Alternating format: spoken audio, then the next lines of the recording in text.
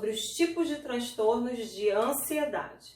Eu vou passar com vocês por cada tipo, apresentando quais são os sinais e sintomas, para que vocês consigam compreender e verificar se vocês, de repente, estão desenvolvendo algum tipo desses sintomas, ok?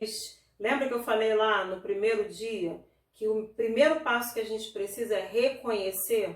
Então, se eu reconheço o que eu sinto, fica mais fácil eu compreender e eu conseguir redirecionar a minha atenção e cuidar daquilo que eu estou sentindo. Mas vamos lá. Agorafobia. Nós temos aqui o primeiro, né? A agorafobia. Agorafobia, ágora vem do grego multidão, pessoas, reunião de pessoas, né? E fobia quer dizer medo. Logo, a agorafobia está ligada ao medo de estar em espaços onde tenha multidão, onde tenha um número de pessoas, às vezes não precisa ser uma multidão, mas um número de pessoas que você, de repente, se estiver ali no meio, você tenha o receio de não conseguir sair, de não conseguir ser socorrido caso aconteça alguma coisa. Então, normalmente na agorafobia é o medo de ter medo. A pessoa tem medo de ter medo ali naquele meio e não conseguir ser socorrida. Normalmente a pessoa, nesse caso, também tem sensações de calafrio, ela começa a suar, mas geralmente a pessoa nem consegue ir para esses espaços, né? Ela evita, ela se torna uma pessoa um pouco evitativa, né? Ela evita estar em locais assim e por conta do receio de passar mal, tá? Então nós vamos agora para a fobia social.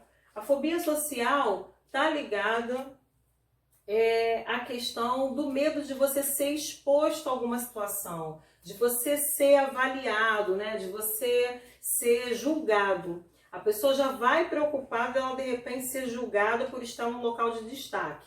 Então, normalmente uma pessoa que tem fobia social, ela tem dificuldades de apresentar trabalho, de fazer uma reunião, de estar de frente em determinadas situações. Então, ela foge de espaços onde ela tenha que ter um destaque perante algumas pessoas, né? Então pensa aí naquele aluno, para quem é professor, pensa naquele aluno quando você pede um trabalho e ele corre de se apresentar. Às vezes não é porque ele não queira apresentar o trabalho, às vezes ele pode ter fobia social.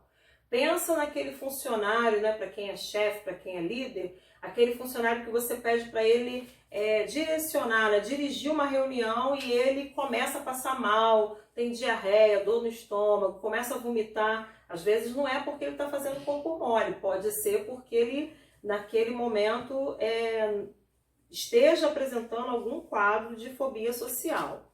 E aí a gente tem alguns sintomas de fobia social, né? A ansiedade intensa perante grupo de pessoas, ansiedade antecipatória, você já fica com medo de estar naquele local e normalmente, em geral, você nem consegue chegar a executar aquela função por conta do receio do julgamento, tremores nas mãos, pés e voz, suor excessivo, calafrio, palpitações, temor de ser observado, né, como eu já falei, ser julgado, temor de ser visto como fraco, como estúpido, como louco, porque a pessoa pode passar mal ali em frente, né, àquele grupo e normalmente as pessoas, você já fica aí pensando, ai, se eu fizer isso, e se eu for julgado, e se eu for, as pessoas me perceberem que eu estou passando mal, e se eu for visto como fraco, tá? Então a fobia social tem muito disso. A fobia específica, né, nesse caso. A fobia específica está ligada a um foco específico. Então é o receio, é o medo, né, de barata. Fobia é medo, né, gente? Fobia significa medo, mas é um medo intenso, por isso que o nome fobia. Então é o medo de andar de elevador, o medo de barata, medo de andar de ônibus. E aí a gente, aqui está falando dos sinais e sintomas, mas o ideal, o certo, é a gente depois perceber o que está causando esses medos, né? Essas fobias. Para isso aí terapia, acompanhamento, em determinados casos é preciso o uso de medicação, sim. Não é recomendável a gente não recomenda muito o uso de medicação para fobia específica, por exemplo, porque em geral é algo pontual, algo específico, que quando a pessoa olha para aquele, se vê naquela situação sempre específica, ela de alguma maneira lá no inconsciente aciona alguma situação que aconteceu com ela provavelmente no passado, né? Alguma experiência negativa. Então a gente tem que perceber qual foi a causa. Transtorno de pânico. O transtorno de pânico está muito ligado àquela crise de pânico, e em geral isso tem aumentado demais na nossa sociedade, né? Que dá em torno entre 10 a 15 minutos, é um episódio de curto tempo, mas muito intenso. Então, em geral, as pessoas têm uma sensação de morte, pensamentos catastróficos, a pessoa acredita que algo vai acontecer com ela, ela começa a ficar com palpitações, sudorese, o coração realmente dispara. Isso está muito ligado àquilo que eu falei lá no primeiro módulo nosso, né? Na primeira aula, onde eu disse que a adrenalina ela aumenta, o cortisol aumenta, né? E aí a pessoa tem sensações no corpo, não é algo só psicológico. De fato, existe uma reação emocional e uma reação física, né? Naquele momento. Então, palpitações, sudorese, tremores, sensação de falta de ar, calafrio, náusea, tontura, porque o estômago também, né? Ele para de funcionar, ele não tem mais o funcionamento dele normal, medo de perder o controle ou enlouquecer, medo de morrer, isso é muito intenso.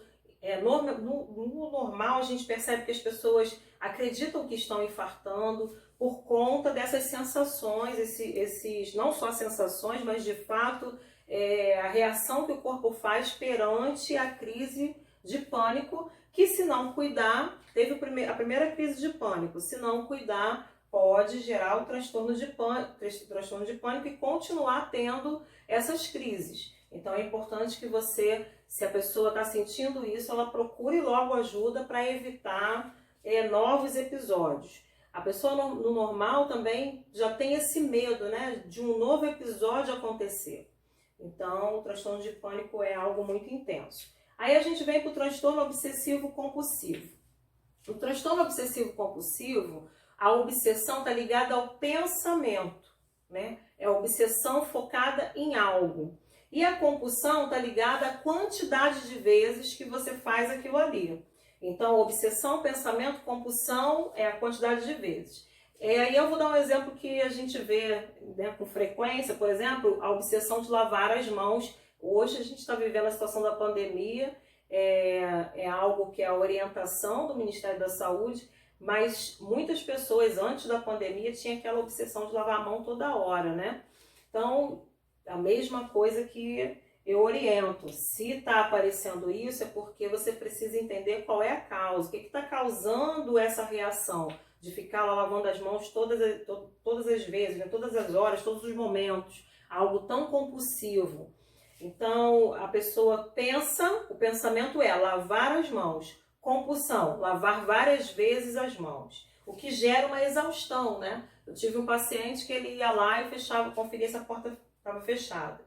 E aí ele saía de casa. Aí ele saía de casa, abria o carro, aí ele, será que eu fechei a casa realmente? Aí ele voltava, forçava a chave e voltava para abrir o carro. Quando ele entrava no carro, ele, mas será que eu forcei 3 vezes a porta? Aí ele voltava e forçava 3 vezes a porta. Aí ele ligava o carro. Quando ele ligava o carro, mas será que eu tirei a chave da porta? Aí ele voltava para conferir. Então, esse ir e vir de fazer várias vezes gera uma exaustão muito grande na vida da pessoa, né? Então, é um tipo de transtorno obsessivo compulsivo. O transtorno obsessivo compulsivo, inclusive, ele está nessa discussão aí, né, da CID-11, vocês não precisam gravar essas nomenclaturas, mas na CID-11 ele está ganhando aí um novo destaque por conta do sofrimento que ele também traz, né?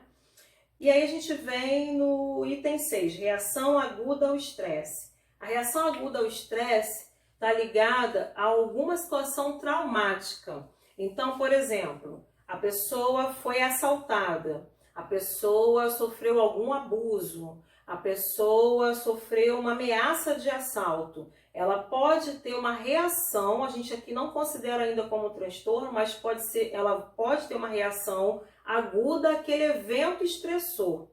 E aí, nesse caso, a gente considera como reação aguda ao estresse dentro do primeiro mês do que a pessoa passou como episódio.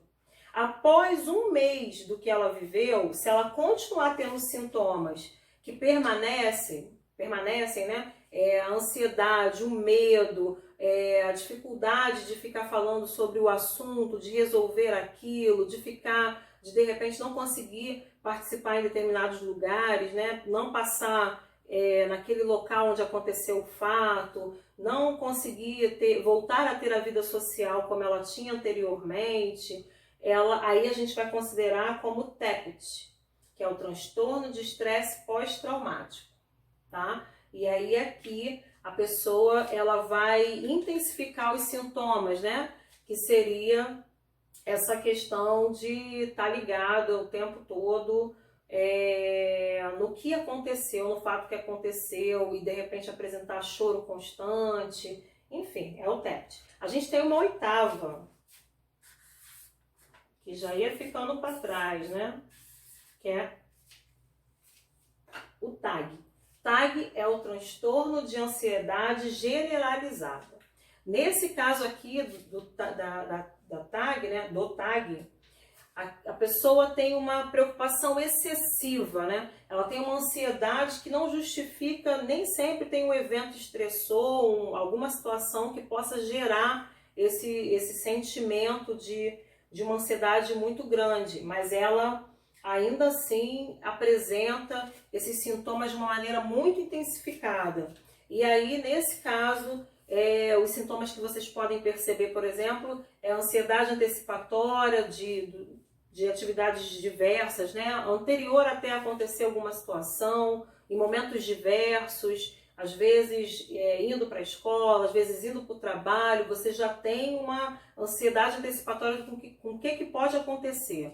Difícil controle da preocupação, inquietação, sensação de estar com nervos à flor da pele, fatigabilidade, um cansaço, uma exaustão muito grande, dificuldade de concentração ou sensação de branco na mente, irritabilidade, uma pessoa que se irrita muito facilmente, tensão muscular, né? Você sente os músculos muito tensionados, perturbação do sono, repercussões motoras, tremores, incapacidade de relaxar, medo de perder o controle, dores de cabeça, ruborização da face, né? A pessoa que está sempre com aquela cara mais introspectiva, mais tensionada. Enfim, a TAG é algo que também prejudica demais no quadro de ansiedade, porque ela vai, de alguma maneira, tirando a pessoa, né, do convívio dela social e o convívio.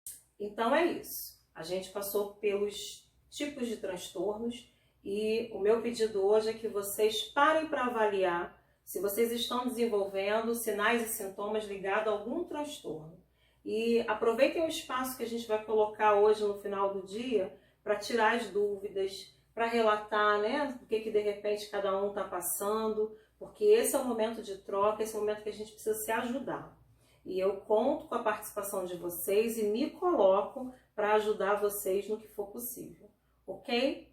Tchau, tchau. Até amanhã.